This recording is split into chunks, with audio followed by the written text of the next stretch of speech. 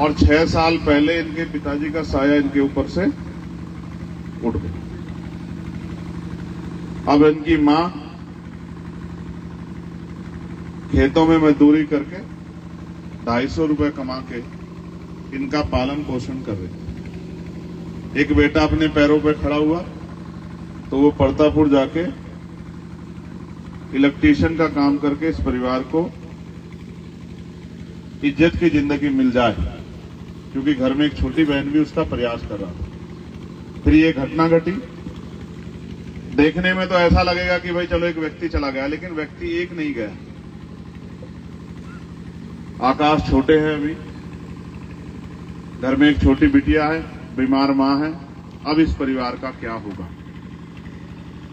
हम सब लोग आए हैं, कुछ में गुस्सा भी होगा कि भाई ऐसा क्यों हो गया, क्यों हम लोग मरने के लिए पैदा हुए हैं क्या? पीड़ा भी होगी, कुछ के अंदर आक्रोश होगा कि भाई हम खुद ही निपट लेते हैं, लेकिन ये समस्या का हल नहीं। अगर खुद के निपटने से, गुस्सा करने से सारी बात हल हो जाती तो ये तो फैसले बहुत दिन पहले हो जाया करते। हम संविधानवादी देश में हैं, जहां संविधान हमें अधिकार भी देता है और हमारे कर्तव्य भी सुनिश्चित करता है।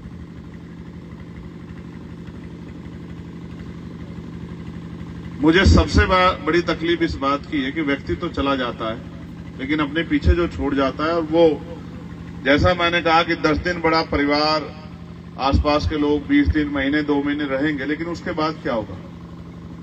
इसलिए मैं कोशिश कर रहा था कि कोई ऐसा तरीका निकाला जाए जिससे परिवार अपने पैरों पर खड़ा हो जाए। और कल उस मां को खेतों में काम करके बीमारी की अवस्था में अपना पेट और अपने बच्चों का पेट पालने के लिए परेशान ना होना पड़े। लेकिन ये बुरा है कि जो सरकारें हमसे बहुत सारे वादे करती हैं, जब उनके चुनावी भाषण हम लोग सुनते हैं तो ऐसा लगता है कि बस ये सरकार बनी तो हमारी सारी परेशानियां खत्म।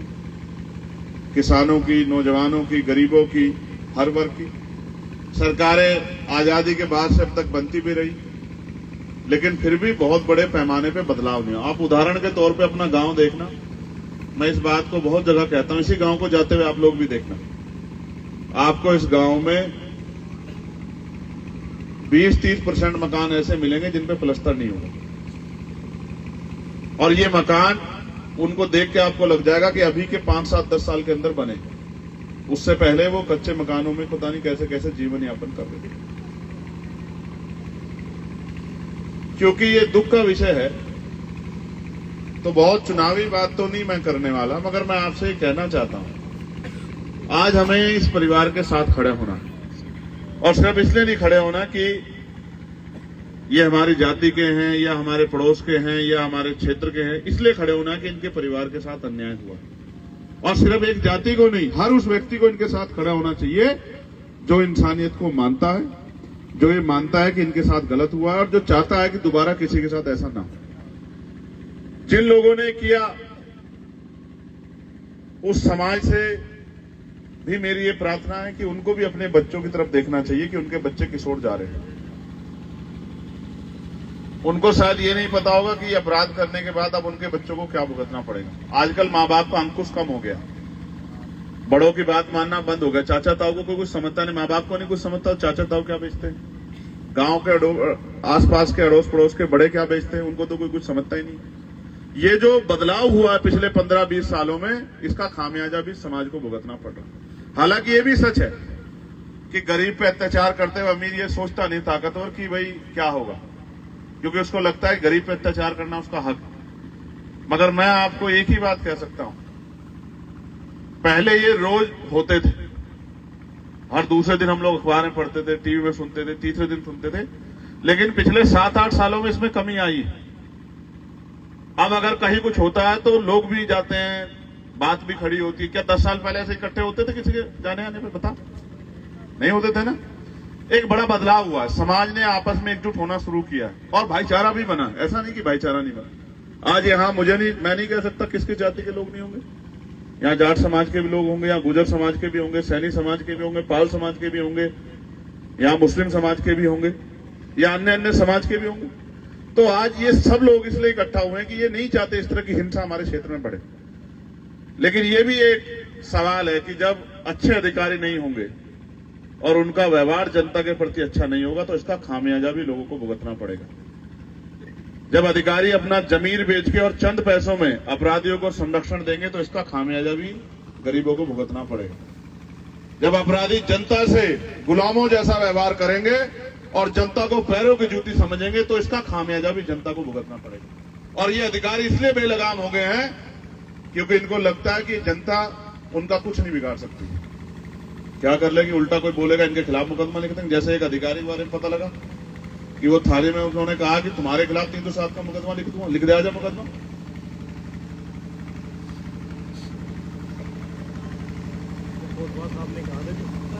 ये व्यवहार ठीक नहीं है। ये व्यवहार किसी भी कीमत पर सीओ साहब ठीक नहीं है।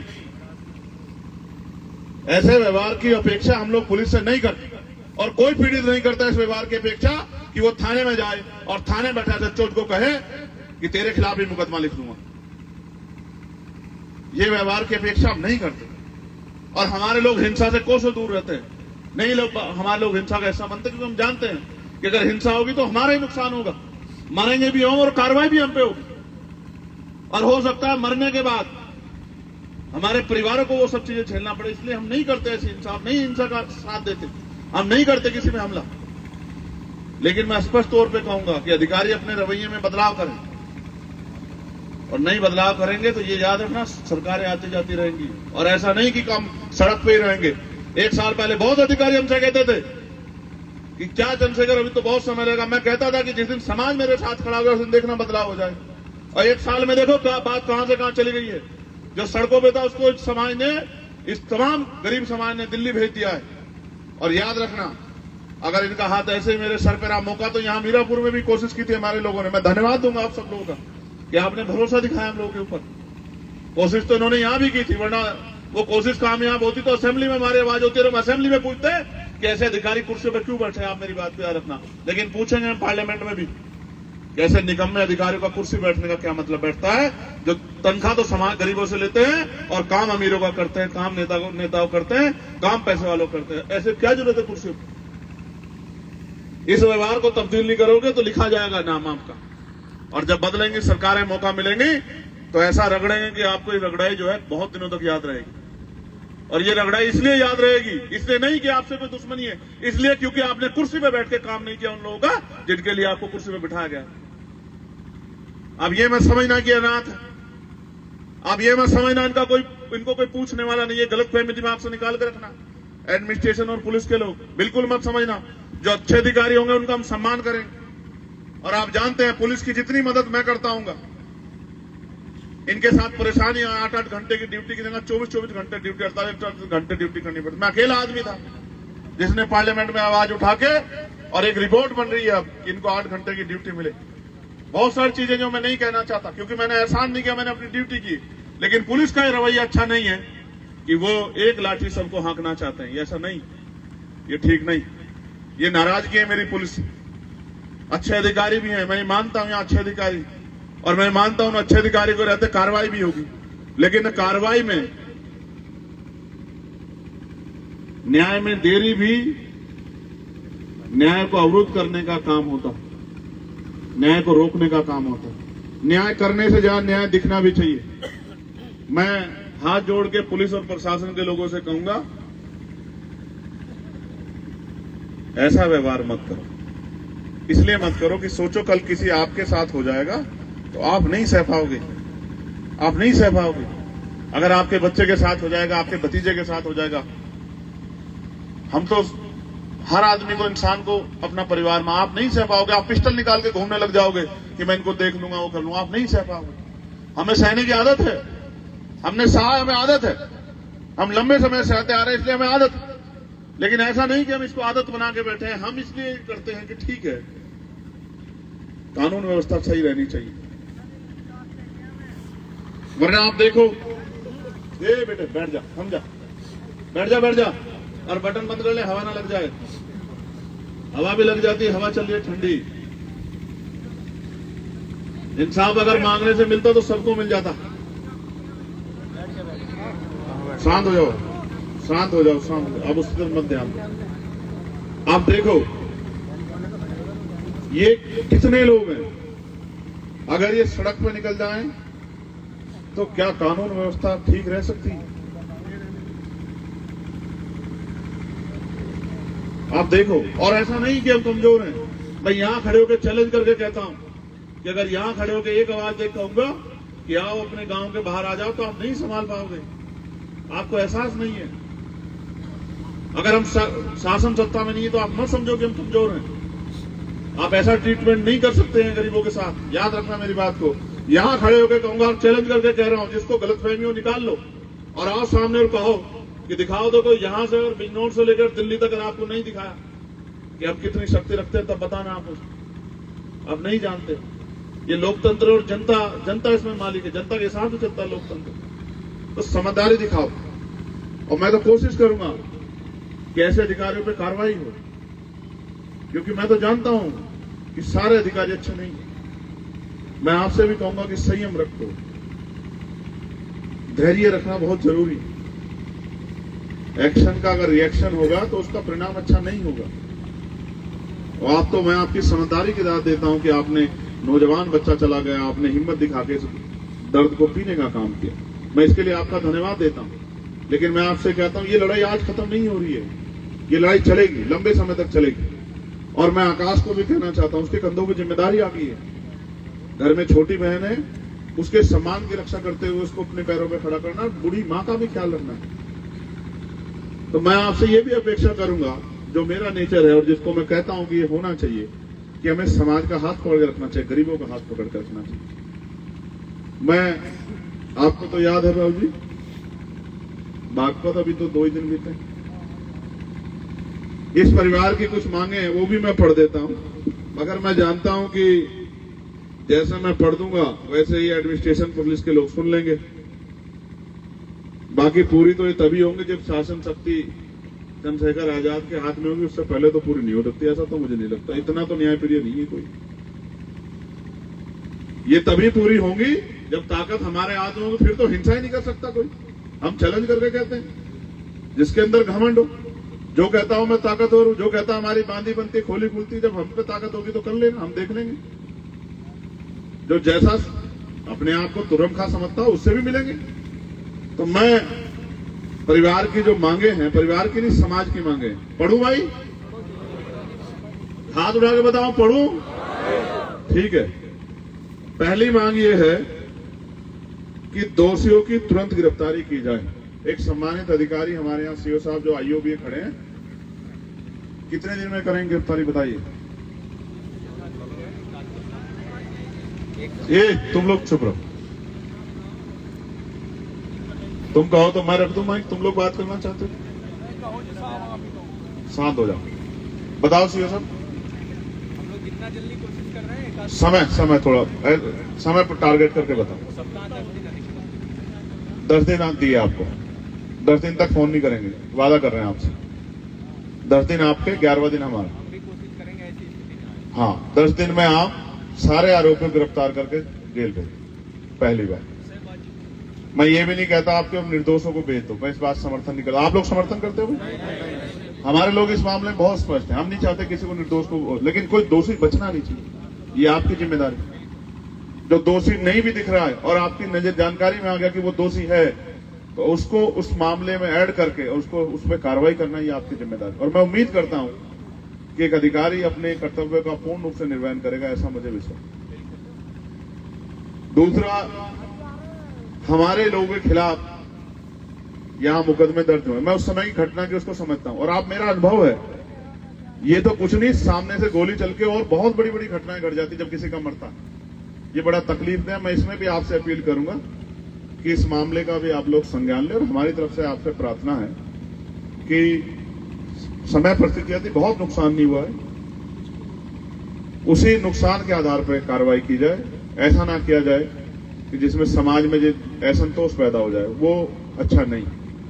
क्योंकि मैं इसका एक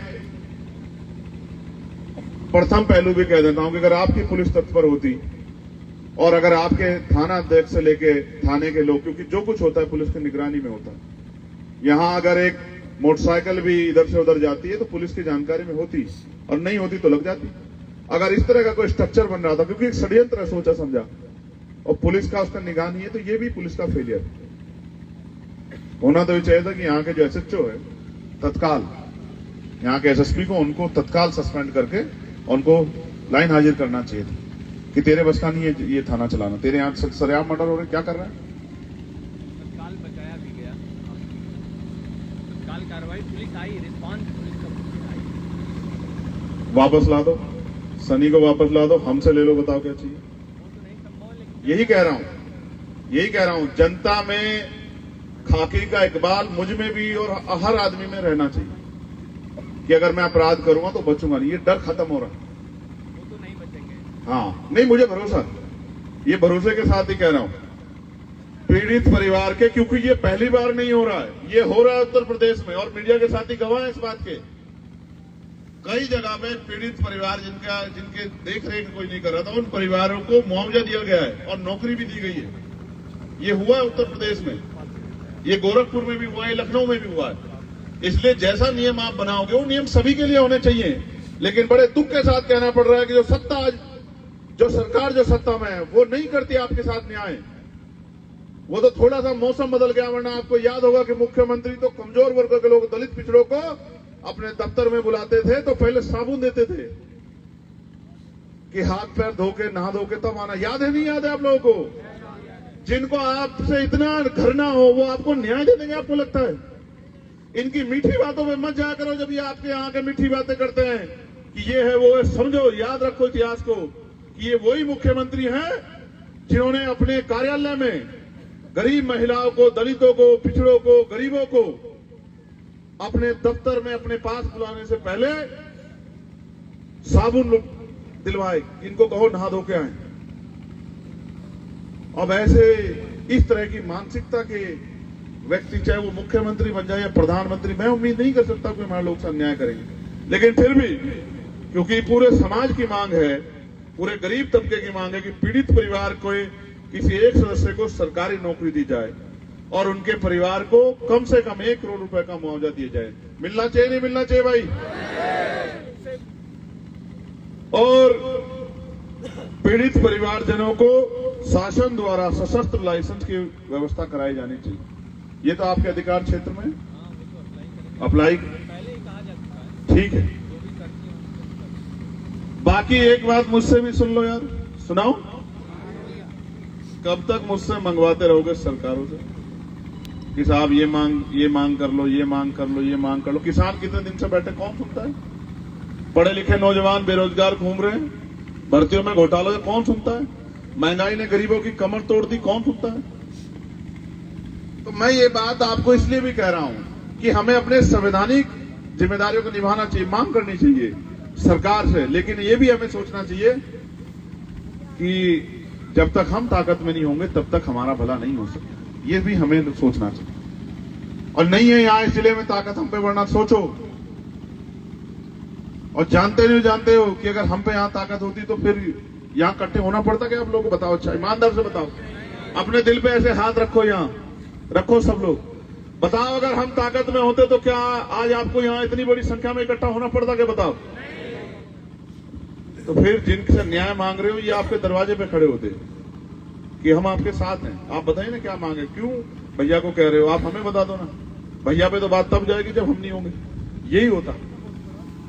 मैं अपनी माओ बहनों का भी धन्यवाद करूंगा जो इतने बड़े पैमाने बैठे। मैं उनसे एक चीज और कहना चाहता हूं, पढ़ो, पढ़ लिख के आगे बढ़ो।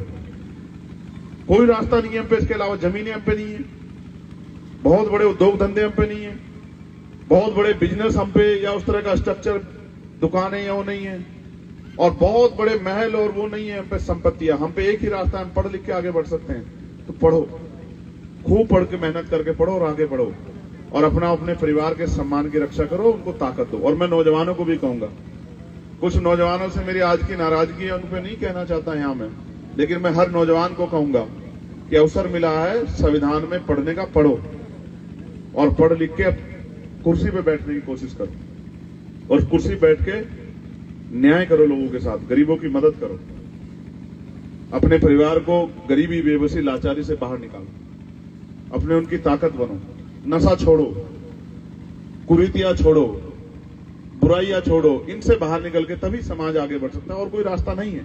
अगर आप सोचो कि 500 रुपए कमाओ और 400 रुपए की, 200 रुपए की, 300 की शराब पी लो, इससे भी बात आगे नहीं बढ़ सकती है। कुछ तो परिवर्तन आपको करने पड़ेंगे। और मैं तो बड़े, ये सुकरताल है, यहाँ इतना बड़ा तीर्थ है हमारा और बहुत सारे हमारे धर्मगुरु रहते हैं। यही जाते हो आप लोग, सब लोग जाते हो, नहीं जाते हो?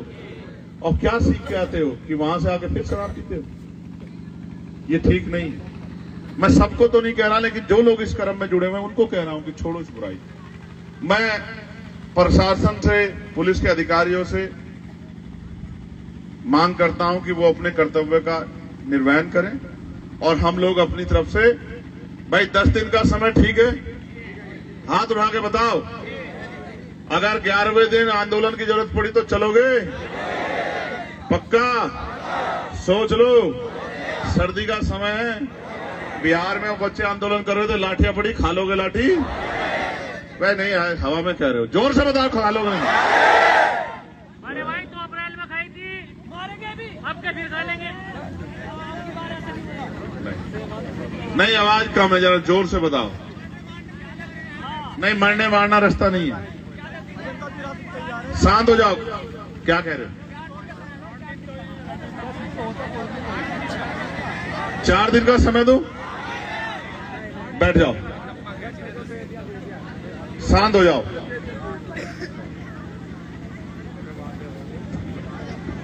देखो, जादू की छड़ी नहीं है इनके पास। वो भी अपने बचने का रास्ता इख्तियार कर रहे होंगे, वो भी दौड़ भाग कर रहे होंगे, समझ रहे हो? मैंने वो समय इसलिए दिया कि उन्होंने ये समय मांगा। कल वो ये ना कहेंगे साहब आपने अपने 4 दिन, हमने पूरी कोशिश की, हमने नहीं समझे। जब इतने दिन धैर्य रख लिया तो और मेरे कैसे रख लो? रख लोगे नहीं रख लोगे? अब मेरा आखिरी आग्रह यह है कि जैसे आए हो वैसे ही अनुशासन में जाओ। किसी को मौका मत देना कि कोई कह दे कि वो लोग आए थे साहब और गुस्से में थे, ऐसा मौका तो नहीं दोगे। रख लोगे लाज मेरी इस बात की। बाकी मैं आपका कर्जदार हूं और मैं लहू का आखिरी कतरा देके भी आपका कर्ज उतारूंगा, इस बात का मैं आपको विश्वास दिलाता हूं। जब तक जीऊंगा मेरे ऊपर आपका कर्ज है, मैं इस कर्ज को उतारूंगा, इस बात का आपको वचन देता हूं। लेकिन आपसे कहता हूं, गलत रास्ते पे मत, सही रास्ते चलेंगे और अनुशासन में जाना, इसमें मदद करा दो। अपने अपने साधनों से, आराम से मैं परिवार से मिलकर निकलूंगा। एक बच्चा इसको चोट